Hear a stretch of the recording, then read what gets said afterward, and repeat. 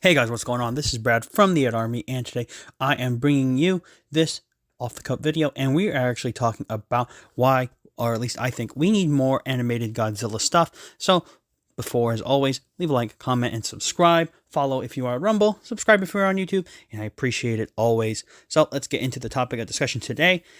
Pretty much, I was looking at basically everything that's coming up. So everybody's been doing all the reviews on the trailers and everything going on for Godzilla X: The New Empire. And pretty much there's a lot going on. But one thing I wondered after seeing specifically Legacy of Monsters is actually what we're going to do with kind of the in-between areas. I'm very happy we had live action, but with the, I guess, omission or maybe the lack thereof, with the inclusion of basically Godzilla Aftershock, I'm actually wondering if we're not going to get it, if it's not even canonical at this point in terms of the MonsterVerse, because they decided to basically go over it, even though I think it was very important to building up to the GMK area. Because the thing I find strange about Legacy of Monsters is that it basically picks up, I think, I don't know if it's right after GMK. Is it going to be the area right as GMK started? So Ghidorah has this massive storm going on around the world. So, pretty much I was trying to find out where the gap was, but one thing I wondered was maybe we don't need it to be included in the in terms of the main monster verse. Maybe we should do an animated thing for Aftershock, because I do think this would be a good avenue for some animated Godzilla stuff. Now, this also stretches back to Toho as well, but I'll talk about the MonsterVerse first. I would like something for Aftershock, because I do think Aftershock was very important in setting up more lore for Godzilla specifically. So it was kind of important that we learn about Dagon. We learn kind of how the Muto Prime and its inclusion, because I think the Muto Prime is a very interesting villain and a very powerful kaiju that should have probably been included, just because I think it's a very, slept on character, because a lot of people don't know about it. And after realizing how Muto Prime kind of fits into the whole verse, it really does make you appreciate the Mutos from 2014 just a little bit more, because they do have their lineage obviously connected to Muto Prime, and Muto Prime kind of shows that it's a very skilled combatant against Godzilla. So it's just one of those extra characters and monsters I feel like really does help round out the MonsterVerse a bit more, because it does show that the Mutos weren't just like fodder for Godzilla. They actually could have been a threat to Godzilla had he let them grow into Muto Prime. But obviously most people aren't going to see Muto Prime because they either have never read Aftershock or don't know about it. And this also lets me lead into some of the ideas, because we have comics and graphic novels. Personally, the one I'm kind of enjoying right now after looking into it is actually the DC one, focusing on the MonsterVerse, basically monsters being transported into the DC universe. And they kind of mesh somewhat well. The only thing I kind of I find kind of funny is that Godzilla kind of just one-shot Superman, which is kind of nuts in my opinion, because we know Godzilla's strong, but I'm like, Superman in DC is basically like I won't say the apex of strength, but he's basically one of the most characters with a lot of additional plot armor to brute force. So the fact that Godzilla actually one-shots Superman or the Man of Steel is just one of those interesting nuggets of information that really do make specifically Monster vs. Godzilla just a little bit more cool. Now, spanning into some of the other characters, I think this really allows us to kind of see the rest of the monsters in the MonsterVerse, because I do know in the comic we see more of, I think its name is Behemoth, the one that kind of looks like a mammoth. We get to see his interactions with it and Godzilla. We get to see Godzilla interact with other kaijus in the comics. But one thing I would love to see is maybe we get this as an animated form. I do think this would be really cool to just kind of throw out there, as maybe it doesn't have to be the most heavily budgeted one, but we could just have like a Monarch movie for Godzilla. Specifically be like Godzilla, I don't know, Titan Panic or Titan something, and just kind of viewing over all the different creatures. Now, we are going to see a lot in, obviously, Godzilla X Kong. My thing is more of, instead of us having to always wait for movies, we can get little nuggets of information from these animated stuff. Now, this is specifically for the MonsterVerse, I think, as a whole, because it would just be a little bit more to fill it out, because I do think the MonsterVerse isn't necessarily undiverse. I think the only problem is the MonsterVerse feels somewhat closed off, but it feels really big at the same time, because I think Legacy Monsters did a good job kind of introducing the lesser titans, or like the lesser monsters that are kind of there, present. They're a part of this massive ecosystem of the titans, but they're not necessarily the most dominant forces. They're kind of like, well, people could handle them type thing.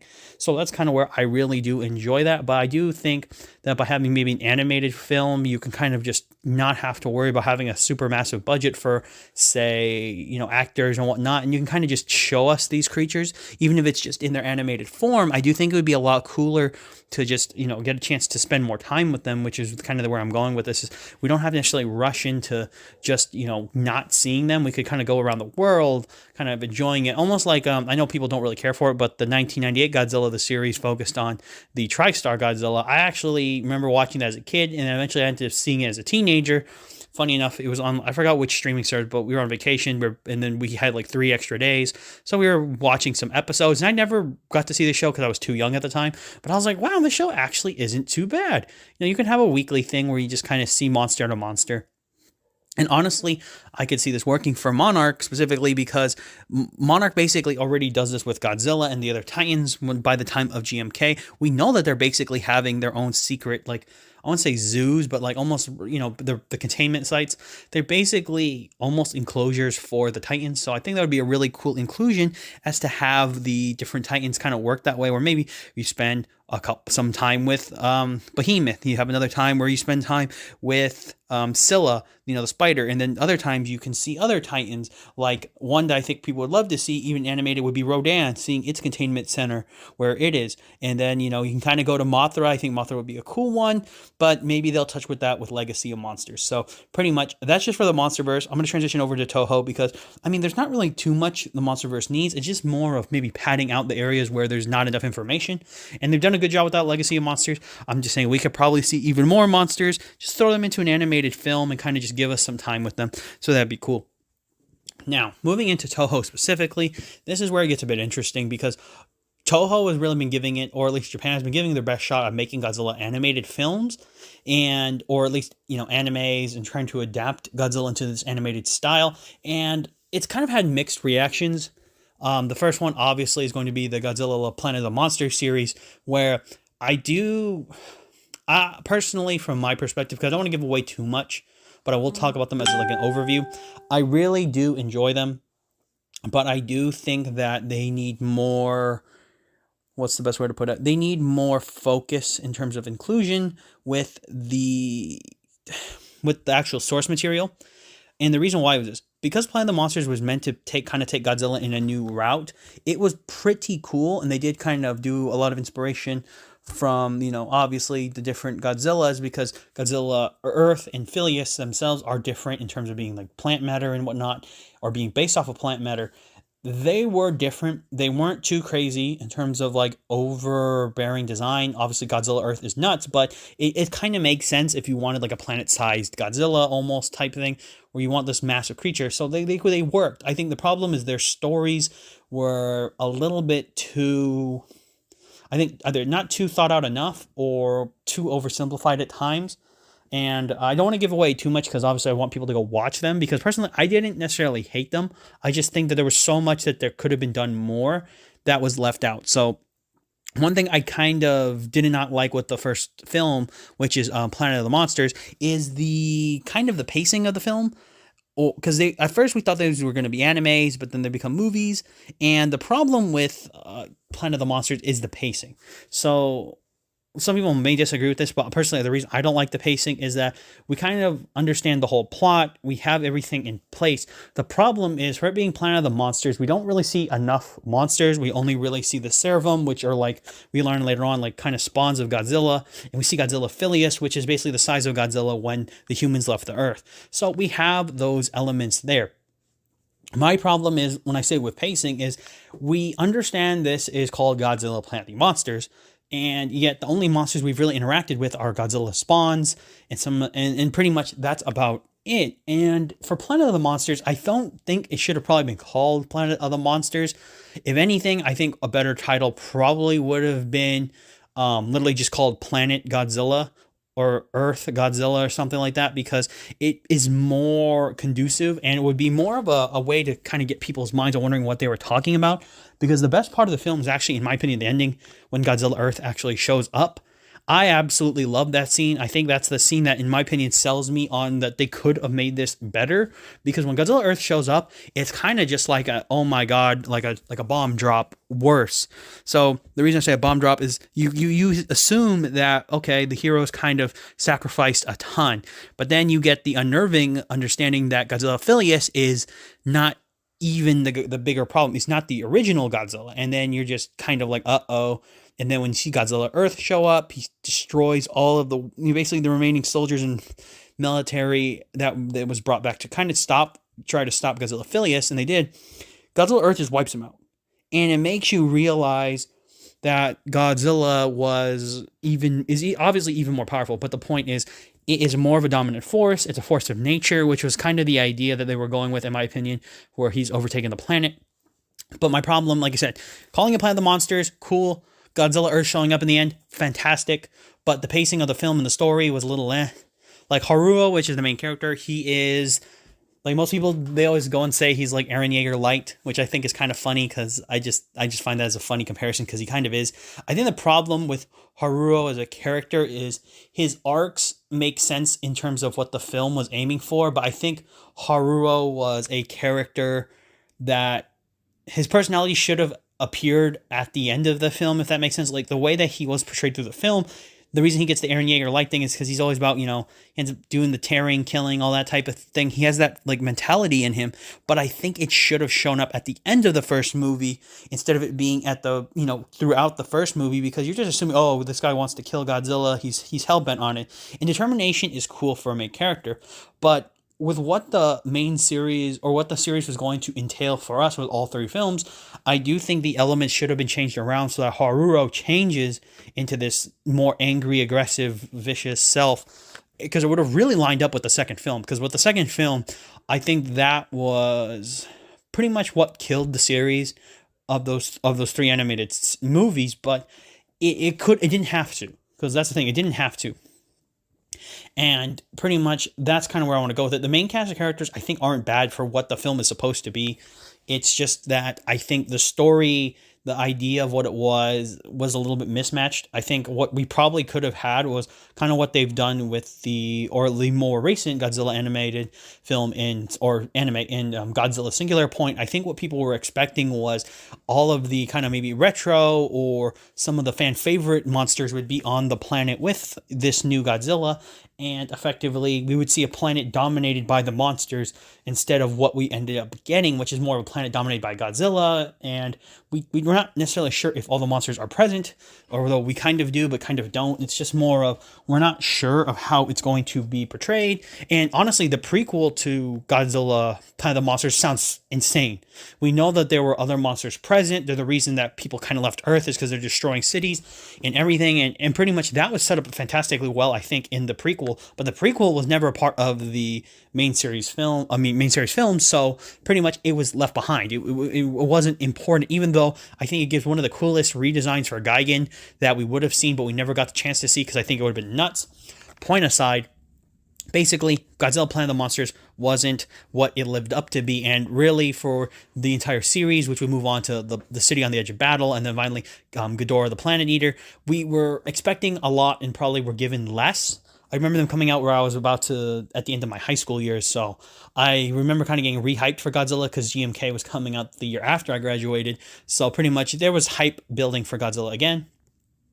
The point I want to get across is when we finally step into the realms of the other two animated films for Planet of the Monsters verse, personally, the stories aren't necessarily, they're not necessarily bad with what the intentions were, because I think the main directors really wanted to or basically make us think as, the audience, really get us to see these classic monsters in a new perspective. But I think this is the problem where some people say innovation for the sake of innovation isn't always great. So it's like trying to do, redesign everything. It'd be like trying to make a sandwich into, a soup, right? Like we have bread bowls, they work, but you're not going to turn your bread, like physically the bread and the sandwich, into soup. You don't do that. It doesn't. It works, but it might not work. Is the point? Because it'll be so strange, people won't try it. That's kind of where I think Godzilla, Planet of the Monsters verse lands. Is that it's so different from what you would expect in terms of like kind of the executions and characters.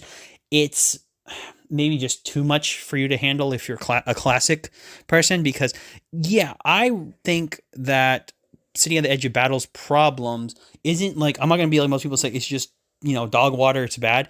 It isn't necessarily that bad. The problem is I think it's too strange in its idea to where the audience has to do a lot of inferring and thinking, even though it kind of tries to show you what's going on, that you're just like, okay, I'm kind of lost. Like, what was the point of this?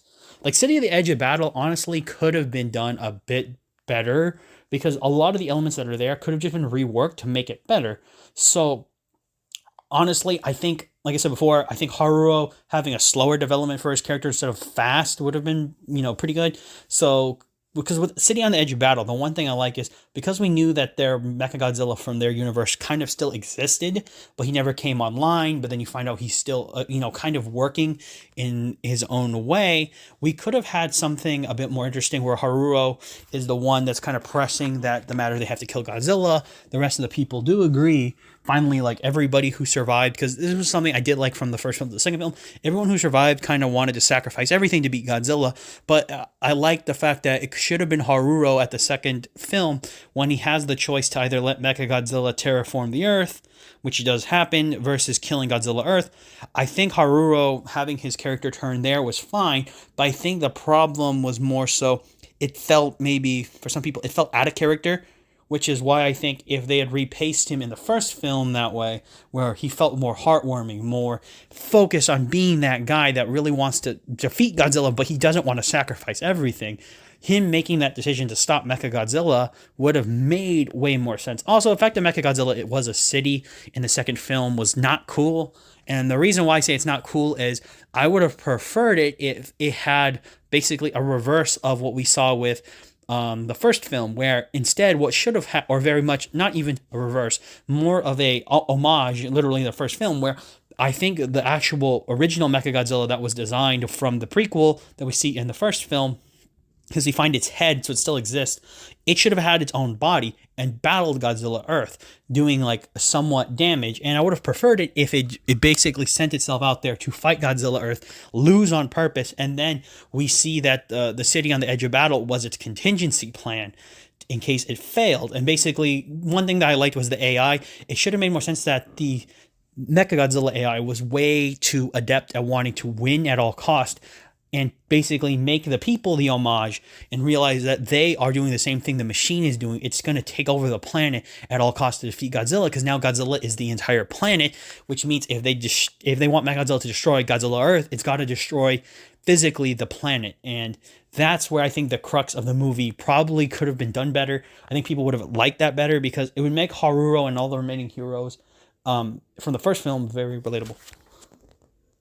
I think that is the weakness in the second film, is that relatability is always important for your character base. And a lot of times when you're watching different films, and especially animated films for animes, you really need to feel like you're a part of it. And I do think for that specific entry, I think we could have had a little bit more. Like I said, Toho, they didn't necessarily do a bad job. I think it's more of trying to do things differently, kind of blew up here. And then when we move into Ghidorah, the Planet Eater, pretty much it has all the kind of like stereotypical tropes I think an animation of this type would need. But I do like the fact that living in tandem with Godzilla being the dominant force on the planet is probably the right way to go about it. Funny enough, I think that's how like the Monsterverse kind of is. What we're learning is that we don't necessarily fight against them. It's just they're a part of our world and we're a part of their world. So, I really do like that as the ending. Ghidorah was kind of cool in its own way.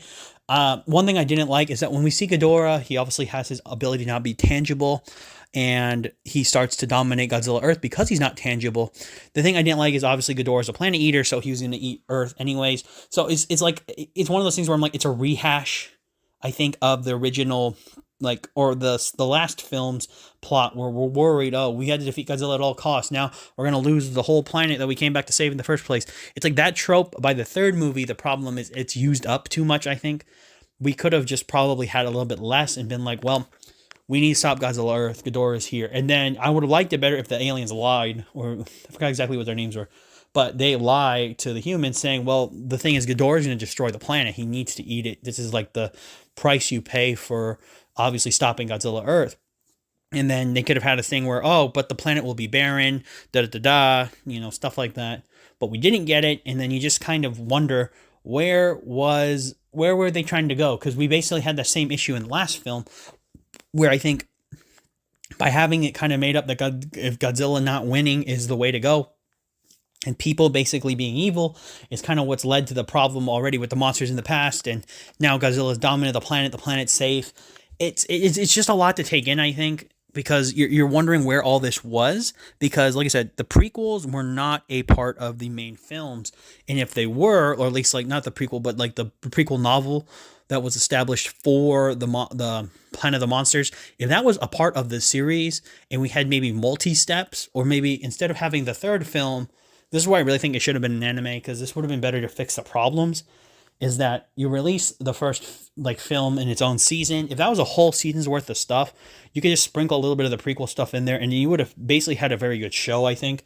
Like, so the biggest problem, like I said, being 3 films, you have to squeeze in everything to fit that runtime. And because you have so much that you really want to do, something like this doesn't work because it doesn't have the pacing it needs to basically make sense to everybody. So that's basically where this failed. The reason I'm talking about this more than I'm like talking about like Singular Point is I think Singular Point has the right direction. And it's not just because of the way that they've went about it. It's different. It has its own elements.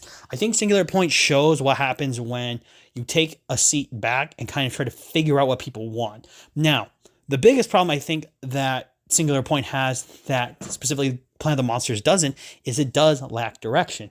Now, direction is very key for what I think we needed. I think if there was more direction in Singular Point, you would see that it would do a little bit more well, because I think the fan base for it were really hyped. But besides like classic monsters showing up, Godzilla changing forms, there wasn't really anything there that really leaves the topic of Singular Point there. Is just kind of a part of the story, if that makes sense. So it's like it's a Godzilla situation. We don't have full depth of everything. And I do think that's a problem because you're not able to finally gauge everything. You just kind of assume that a lot of the characters, a lot of the Toho monsters, yes, they're there. They have somewhat of their own personality. Jet Jaguar really obviously steals the show in terms of being the most personable. But the point is, with Singular Point, we didn't really know, or later people don't know where they are going, what they were going with. So obviously it's a kind of not a turnoff, but it's kind of a saddening thing where you're just like, and I'm still trying to figure out if we're getting a second season. I hope we do, but I also, like I said, I think Toho might want to stay away from their anime stuff for a while, only because obviously with the success of -1, it shows that they aren't backing down at any situation of making good films, live action wise. And I think for a lot of people, they probably worried that maybe if they use Godzilla too much, it'll maybe not cheapen, but it'll lose its effect. So you gotta kind of have Godzilla pace back and forth where it is. And I do think that Godzilla is pacing fine right now, but I do think they're gonna have to adjust to that situation. Now, what would be my idea for an animated film if we were to get one? Because I've talked a lot about the good ones. Obviously, in the idea for the MonsterVerse, it's a little bit easier to do because we have the structured lineage. But for Toho, the problem, I think, is what do you do with either the history that you've accumulated, or do you start fresh? Which is, I think, the problem that they have been having when trying to design it. I think they wanted to try to start fresh, give Godzilla its own, type of spin for the new generation. But by doing that, I think you lose some of the importance of Godzilla, because I think one of my favorite quotes someone told me about Godzilla is, because Godzilla is the way it is, it always has to have a message. You don't want Godzilla to be too goofy. You can't have him goofy. I think that was something specific for the Showa era films, where Godzilla kind of is more goofy. He doesn't really sometimes have that seriousness on the film. But you can re-element that for an animated film. I mean, one of the things I think Toho's having their own other anime as well. I think it's like Kaiju number 8 or something. I think that's a great idea. I think they're probably breaking out to give it a shot. They're going to do it Kaiju based, so that's cool already. But what I'm trying to get at is for Godzilla specifically, for animated films or an animated anime, you can do a lot. The problem is you just need to pick out what you want to do.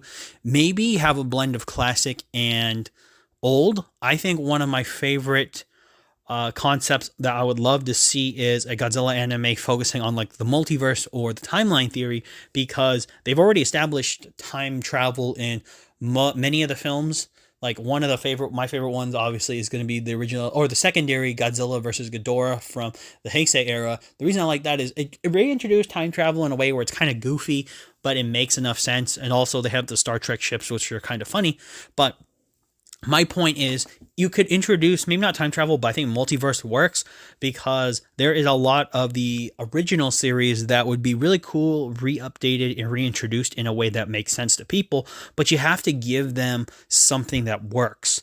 Because I think that's the biggest problem with something like Singular Point, where it works, but it doesn't have the panache and it doesn't have the structure to really gauge the mind of people.